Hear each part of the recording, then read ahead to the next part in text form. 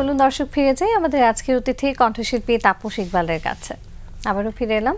একদম শুরুতেই বলছিলাম যে সেই দীর্ঘদিনের সঙ্গীত যাত্রা 2009 সালে প্রথম আপনার অ্যালবাম এসেছিল এক জোড়া চোখ, এবং তারপর থেকে আরও বেশ কয়েকটি অ্যালবামের যুগ শেষ করে এখন সিঙ্গেল গানগুলো নিয়েও কাজ করছেন। এই সব কিছু নিয়ে আড্ডা দেব, তবে সকালটা শুরু করতে চাই গানে গানে। কোন গানটি শোনাবেন? আমার পছন্দের একটি গান শোনাচ্ছি, পুলক বন্দ্যোপাধ্যায়ের লেখা এবং হেমন্ত মুখোপাধ্যায়ের সুরে চেষ্টা করছি। সেই হারানো দিনের গানগুলো আমাদের সবার কাছে ভীষণ যত্নের, কিন্তু তারপরেও কিছু মানুষ থাকে যারা আসলে আরও বেশি যত্ন করে আগলে রাখার চেষ্টা করে এই গানগুলোকে নিয়মিত, এবং আপনি তাদের মধ্যেই একজন। সবসময় চেষ্টা করে চলেছেন এই গানগুলোকে আরেকটু ভিন্নভাবে, নতুনভাবে কিভাবে এখনকার প্রজন্মের কাছে তুলে ধরা যায়। তো সেই প্রয়াসটা আসলে কিভাবে কি করছেন, কিভাবে এগিয়ে যাচ্ছেন একটু শুনতে চাই। আমি এই প্রজন্মের কাছে আমাদের আগের হারানো দিনের গানগুলো, এত সুন্দর গানগুলো, যে গানগুলো আমাদের ইতিহাস, ঐতিহ্য, সংস্কৃতিকে বহন করে, এই গানগুলো আমি চাই যে প্রজন্ম থেকে প্রজন্ম সবাই গানগুলো শুনুক, গানগুলো ধারণ করুক। এত সুন্দর গানগুলো হারিয়ে যেতে দেওয়া যাবে না। আসলে হারাচ্ছে না, আমি যা দেখছি এখনের প্রজন্মের, আমি যেখানে গান করতে যাই ম্যাক্সিমাম এখনের প্রজন্মের ছেলে মেয়েরা হঠাৎ করে দেখবেন যে অনেক পুরনো একটা গান রিকোয়েস্ট করছে যে ভাইয়া তুমি আজ কত দূরে গানটা, এই এত আগের একটা গান, মানে এত পুরনো গান, কিন্তু তাদের কাছে মানে আছে, মানে মেসেজটা আছে। এটা একটা পজিটিভ ব্যাপার।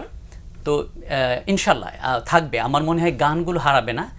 এভাবে যদি আমরা কিছু মানুষ বা আমরা যারা গান করছি এখন তারা উদ্যোগ নেই, ইনশাল্লাহ গানগুলো থেকে যাবে। এই যে পুরনো গানগুলো হারাচ্ছে না আপনিই বললেন, এবং আমরা এটা দেখিও, কিন্তু এই যে নতুন যে গানগুলো আসছে সেগুলো তো হারিয়ে যাচ্ছে। এই বিষয়ে আপনি কি বলতে চান? কিছু বিষয় আছে যে আমরা আগের মতো চর্চা করছি না। আগের যে এখন ট্রেন্ডে আমরা মজেছি সবাই, যে এই খুব বেশি মিউজিক, খুব বেশি মানে রিদমিক, এগুলো না। আসলে গান তো হৃদয়ের ব্যাপার। একটা গান এখন শোনা যাচ্ছে যে এআই নির্ভর গান আসছে। আমরা তো মেশিন না অ্যাকচুয়ালি। হ্যাঁ, আমরা কি হয় যে গানটা আমি বললাম যে হৃদয়ের গান, হৃদয় তো মেশিন দিয়ে চালিত হতে পারে না। এটা হৃদয় থেকে আসতে হবে, সুন্দর কথা আসতে হবে, সুন্দর সুর আসতে হবে। এটাকে অনেক শ্রম দিতে হবে, এই গানের প্রতি অনেক চেষ্টা করে একটা গান গেতে হবে, অনেক চর্চা করে গান গেতে হবে, যেটা এখন হচ্ছে না। এবার একটু আপনার মৌলিক গানের প্রসঙ্গে আসতে চাই। মৌলিক গান নিয়ে তো কাজ করছেন, যেটা প্রথমেই আমি বলছিলাম যে সেই 2009 প্রথম অ্যালবাম, এবং তারপর থেকে এই যাত্রা তো চলমান রয়েছে। সেই জায়গাটি থেকে আপনি নিজের গানগুলোকে আপনি নিজে কম্পোজ করেন, এবং পাশাপাশি তো নিজেই গাইছেন। সেই জায়গাগুলোতে কোন কোন ধরনের গানগুলো নিজে একটু করার চেষ্টা করেন, বা এখন একটু নিজেকে ভেঙে একটু নিজের ভিন্ন আর কি নতুনভাবে নতুন গান কিভাবে আনা যায় দর্শক শ্রোতাদের কাছে, সেই বিষয়টি নিয়ে আসলে কিভাবে কাজ করছেন? নিজে কম্পোজ করছি। এটা হচ্ছে কোভিডের পরবর্তী সময় থেকে, আমরা সবাই ঘরে বসেছিলাম, সেখান থেকে আমি ট্রাই করছি কম্পোজিশন তো বিশাল একটা ব্যাপার, এত বিশাল সমুদ্রের মতো এত কিছু কিছু ট্রাই করছি। তো আমার যে গানগুলো হয়েছে, মৌলিক গান এর মধ্যে হয়েছে, আর এখনও হচ্ছে, যেগুলো সব কম্পোজ আমি করছি না, অন্যরা করছেন, ভালো ভালো কম্পোজাররা গানগুলো করছেন। আর আমি চেষ্টা করছি যে আমি এখন যে গানটা কম্পোজ করছি নিজে, আমার এক বন্ধুর লেখা এবং সুর, অনুপম হালদারের লেখা, কিছুদিনের মধ্যে ইনশাল্লাহ এটা প্রকাশ হবে। আরও কিছু গান আছে, অনেকেই করছে। মাহি আস্থা স্বপ্নীল, সে একটি গান করছে, তাহেরা আফরোজের লেখা এবং তারিক তুহিনের সুরে, এটিও কিছুদিন রিলিজ হবে। আরও বেশ কিছু গান হচ্ছে। তো আমি চেষ্টা করছি যে আমি আমার মতো করে মিউজিক খুব চাকচিক্যতা না এনে ক্লিয়ার একটা মিউজিক দর্শকদের দেওয়ার জন্য। ক্লিয়ার মিউজিক, কথাটা শুনে ভালো লাগলো, যে একেবারে নির্মল, স্নিগ্ধ, সুন্দর এবং আরাম দেয়। এক কথায় যদি বলি, কানকে আরাম দেয়, হৃদয়কে আরাম দেয়, এমন গানগুলোই সম্ভবত আপনি একটু করার চেষ্টা করছেন, তাই তো? চেষ্টা করি। আরও অনেক গল্প করব, আসলে আরও আড্ডা দেব, ভালোই লাগছে। তবে আরেকটা গান শুনে ফেলতে চাই। কোন গান শোনাচ্ছেন? আমি এখন তালাত মাহমুদের গাওয়া একটি গান চেষ্টা করছি। নিশ্চয়ই। যে আখিতে এত হাসি লুকানো, কুলে কুলে তার কেন আখি ধার, যে মনে আছে এত মাধুরী, সে কেন চলেছে বয়ে ব্যথা ভার। যে আখিতে এত হাসি লুকানো, কুলে কুলে তার কেন আখি ধার। যে মনের আছে এত মাধুরী, সে কেন চলেছে বয়ে ব্যথা ভার। যে আখিতে এত হাসি লুকানো,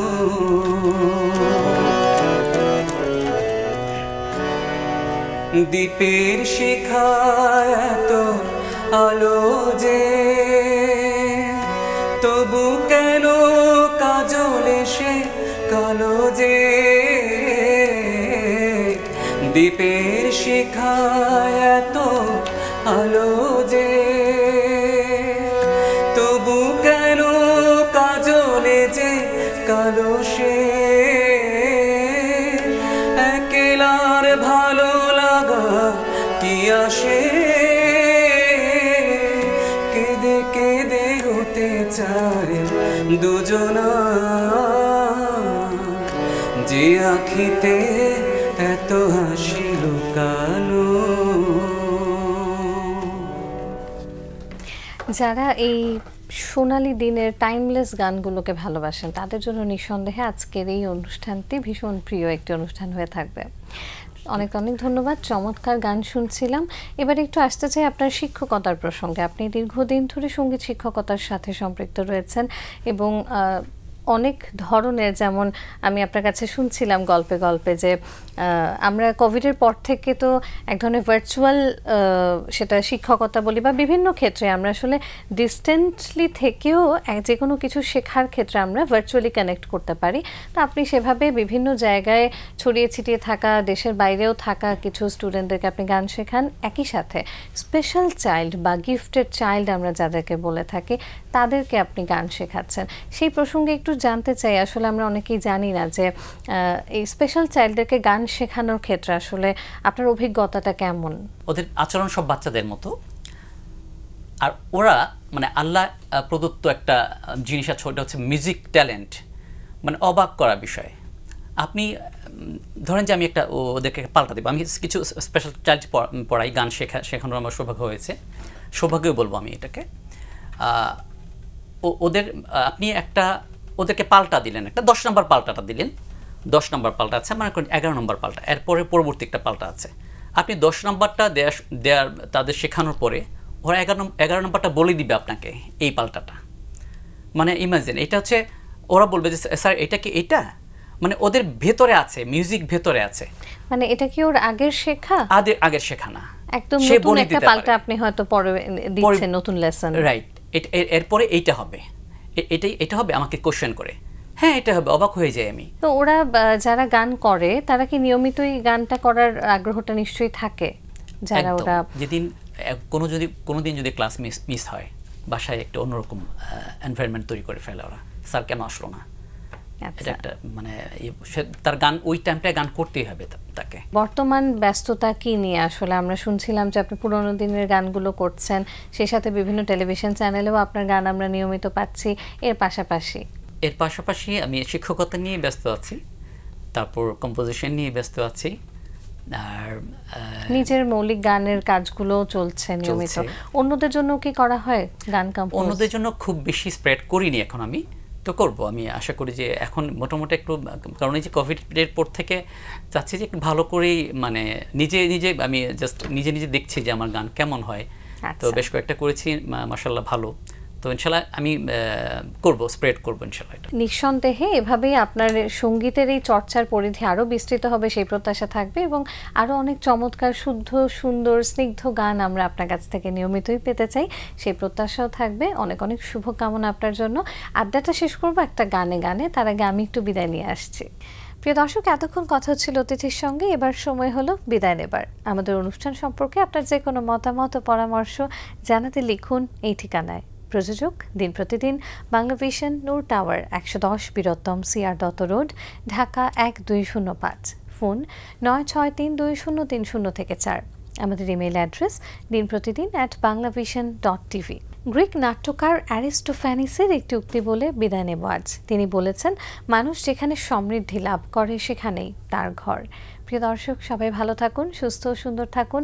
আজ সারাদিন সবার জন্য শুভ ও কল্যাণময় হোক। এবারে গান।